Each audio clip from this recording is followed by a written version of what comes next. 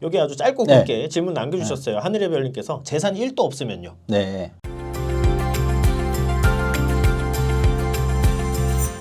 안녕하세요. 유익상 김은천 변호사입니다. 댓글 보고 답변 드리는 시간 진행해 보도록 하겠습니다. 바로 들어가 볼게요. 전세대출에 질권 설정되어 있는 경우랑 아닌 경우 차이점을 설명 주시는 영상을 촬영을 하셨었고, 거기에 이제 댓글을 달아주셨는데, 안녕하세요 변호사님, 저는 전세 사기 피해자이고 전세대출 때문에 회생하려고 하는데요. 질권 채권량도 설정 안 돼 있는데 그럼 다 제 재산으로 반영되는 걸까요? 저는 전세금을 받을 수가 없는데요. 실무적으로 매우 중요한 그런 쟁점이죠. 요새 뭐 워낙 많으시죠. 근데 전세 사기 피해자이신 분들은 질권이 설정됐냐 아니냐, 요게 중요한 쟁점은 아닙니다. 그러니까 지금 전세 사기 피해자라고 말씀하셨는데, 전세 사기 피해자 지원에 관한 특별법 상으로 실질적으로 전세 사기 피해자로 인정을 받으신다라고 하면은 요거는 기본적으로는 재산으로 반영되지 않고, 다만 전세 사기 피해자이기 때문에 조건부 인가는 나옵니다. 혹여라도 나중에 전세금을 반환받을 경우에 그거는 법원에 납부를 해서 채권자들한테 분배하겠다,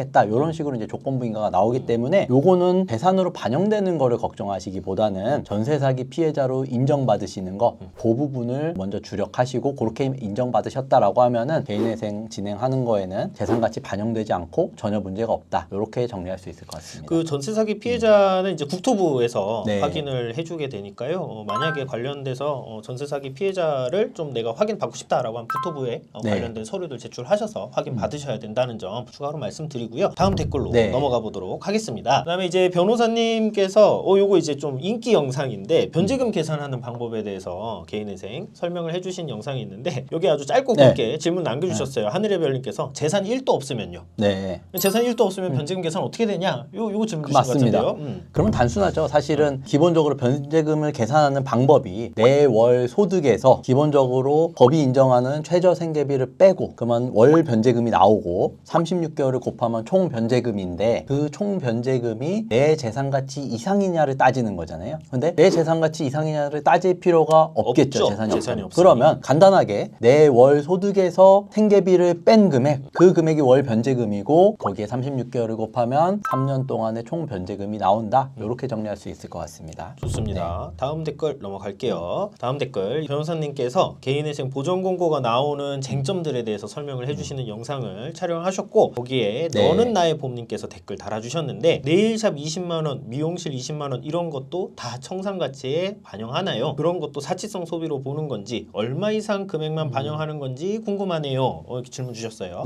요거는 단순하게만 yes or no로 답변해라 라고 하면은 네일샵 20만원, 미용실 20만원은 반영하지는 않습니다. 왜냐하면 우리가 여러 법원별 보전 공고 나오는 거나 재판부별로 보더라도 20만원 이상에 대해서 소명하라는 없었어요. 그죠? 30만원, 50만원, 뭐 100만원, 200만원 요런 식으로 나오기 때문에, 뭐 네일샵에서 20만원 아니 미용실에서 20만원 어쩌다 한 번씩 이렇게 하신 거에 대해서는 반영될 가능성이 거의 없다, 요렇게 정리할 수 있겠지만, 다만 이건 있습니다. 네일샵에서 20만원씩 뭐 정말 단기간에 뭐 일주일 간격이든 뭐 한 달에 수차례씩, 아니면 미용실에서 이렇게 하신 것도 한 달에 수차례씩, 네일샵, 미용실, 그 다음에 뭐 기타 뭐 피부관리, 뭐 마사지 이런 비용들을 일괄해가지고 건별 금액은 크진 않지만 계속적으로 합산했더니 한 달에 그 금액이 상당하다라고 했을 때는, 그때는 이제 회생위원회에 따라서 그 금액들을 일괄 합산해가지고 반영을 할 수는 있어요. 다만 지금 말씀하신 그냥 단건이라면은 이거는 반영되지 않는다, 이렇게 정리할 수 있겠습니다. 그 연장선에서 스포츠 토토 하시는 분들 보면은 이제 뭐 15만원, 20만원 계속 같은 데로 이체를 매일 하시고 막 이렇게 몰려 있거든요. 그런 경우는 이제 보정이 나와서 결국엔 다 잡히게 된다, 이렇게 보시면 될 것 같고, 요 사안이랑은 좀 차이가 있는데 추가적으로 참고하시면 좋을 것 같아요. 다음 댓글로 넘어가도록 하겠습니다. 이제 조건부 인가에 대한 영상이었는데 아주 질문을 이렇게 주셨어요. 안녕하세요. 개인회생 중입니다. 조건부 인가 없어질 수도 있나요? 없어질 수 있습니까? 개인회생 중이 어떤 단계이신지 사실 잘 모르겠어요.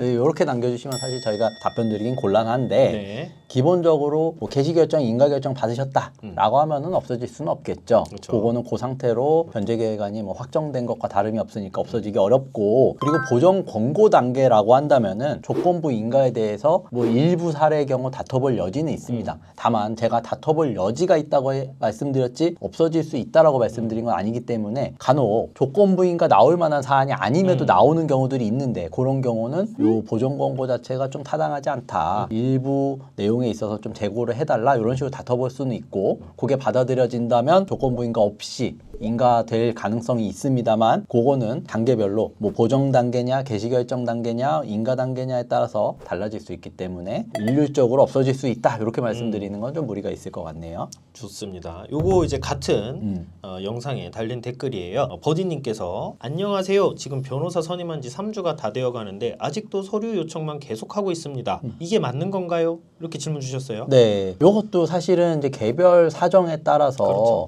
뭐 자료를 취합하는 게 오래 걸릴 수도 있고 정리하는 게 특히나 뭐 이제 사업하시는 분들이라든지 사업자가 또 이제 여러 개 있으신 분들이나 이런 분들은 아무래도 자료 취합 및 정리가 오래 걸릴 수 있습니다. 그래서 단순하게 뭐 2주가 지났다, 한 달이 지났다 요것만으로 말씀드리긴 그렇고 제가 항상 말씀드리는 거는 사무실과의 소통입니다.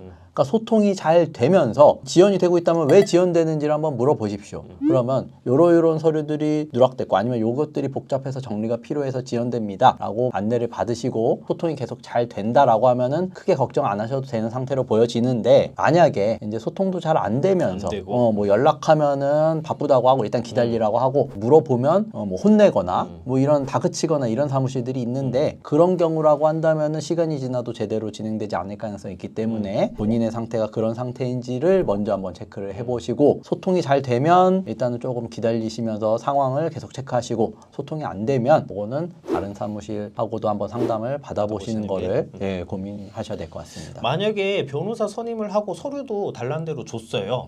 그런데 접수가 한 얼마 정도 안 되고 계속 끌리고 있으면은 좀 문제가 있다라고 보면 될까요? 기간적으로 딱 정리해 주실 수 있으실까요? 서류를 다 줬는데 더 이상 이제 요구하는 서류가 없다. 없고. 근데 다만 계속 기다리라고 하고 있는 거죠. 접수는 안 되고. 요구하는 서류가 없는데도 접수가 안 되고 있다. 그러면 제가 봤을 때는 최초 신청일부터 한 3주, 4주 정도 3주에서 4주 정도 지나고 그러면은 있으면 기본적으로는 다 접수가 될 수 있는 상황인데 그럼에도 어떤 게 정리가 미비되어 있는지 어떤 서류가 더 필요한지 어떤 부분을 지금 작성 중인지를 안내하지도 않으면서 기다리라고 한다. 요거는 좀 이제 문제가 있을 수 있다. 결국 소통이네요. 뭐 사유가 그렇죠. 합리적이면 뭐 그런 일이 있을 수 있다. 왜냐하면 그런 경우면 사실은 저희 사무실에서도 뭐 이제 성격이 좀 급하신 분들이나 빨리 접수를 원하시는 분들이 있잖아요. 저희가 이제 안내를 다 드리지만 못 기다리시고 전화 뭐 변호사님과 통화를 하시는 분들이 많이 있잖아요. 그러면 이제 저희가 직접 안내를 드리고 선생님 사건은 이런 부분이 아직 좀 미비되어 있습니다. 이런 부분을 저희가 좀 계산하기 때문에 엑셀표를 작성하거나 뭐 소득을 산정하기 때문에 늦어집니다. 요것만 작성이 되면은 접수가 될 거고 안내를 드리겠습니다. 이렇게 안내를 드리는데 만약에 대부분 그게 안 되는 사무실들은 뭐냐면 일단 뭐 변호사하고의 소통은 원천적으로 차단이 되어 있을 뿐더러 일단 뭐 사무장들이 주도적으로 수임을 해서 진행을 하는데 그 밑에 있는 이제 직원이 나갔거나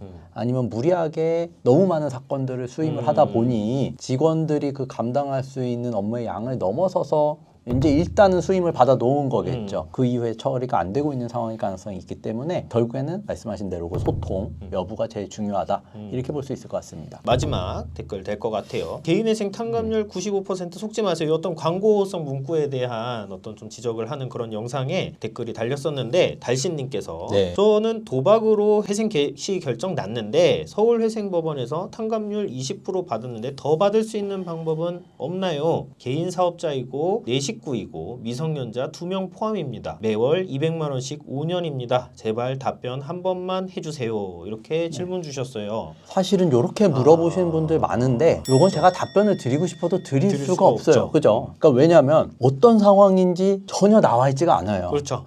그러면 최근 도박 손실금이 얼마인지, 갖고 계신 재산은 얼마인지, 월 소득은 얼마인지, 그죠? 그리고 내 식구 미성년자 2명 포함이라고 하셨는데, 뭐 월세를 얼마 지출하시는지 이런 부분도 안 나와 있고, 그 다음에 뭐 추가 생계비로 얼마까지 인정받으셨는지도 모르기 때문에, 그리고 5년으로 이렇게 된 거 보면은 결국에는 청산 가치를 맞추기 위해서 결국에는 넘어선 걸로 보여지기 때문에 요거는 제가 말씀드리기는 어렵습니다. 다만 사무실 이거는 직접 진행하셨던 사무실한테 안내를 받으시는 게 정확하고 내 청산 가치가 얼마로 반영되었고 뭐 예를 들어서 한 8천만 원 청산 가치 잡혔다라고 하면은 8천만 원에 잡힌 게 무엇 때문에 잡혔는지 실제 내 재산은 얼마고 도박 손실금으로 인해서 대해서 가상으로 잡힌 청산 가치가 얼마고 그걸 넘기기 위해서는 어떤 계산이 필요했고 이런 과정들을 직접 진행하셨던 사무실에 문의를 하실 수밖에 없습니다. 안 그러면은 저희가 이제 뭐 모든 기록을 다 받아가지고 확인을 해드려야 되는데 이렇게 뭐 댓글 한 줄로 그렇죠. 선생님의 상황을 파악하기는 어렵다. 이 부분을 좀 이해해 주시면 좋을 것 같습니다. 일단 사실 지금 댓글만 봐서는 이 탕감률 20%가 괜찮은 거일 수도 있어요. 사실 그죠?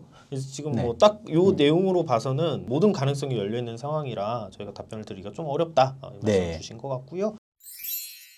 오늘 영상은 여기까지 해서 마무리하고 다음번에 또 댓글 또 읽으면서 하나씩 답변 드리는 시간 가져보도록 하겠습니다. 감사합니다.